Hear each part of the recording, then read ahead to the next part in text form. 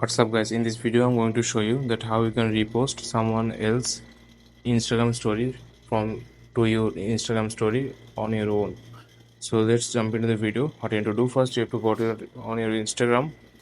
After going to your Instagram, you have to find the person's profile so that you can find this story and share it to on your story. After going to this, you can see here is a story. I want to share it on my story, repost this story to my profile. So what you can do, you can screen record it or you can screenshot it like this.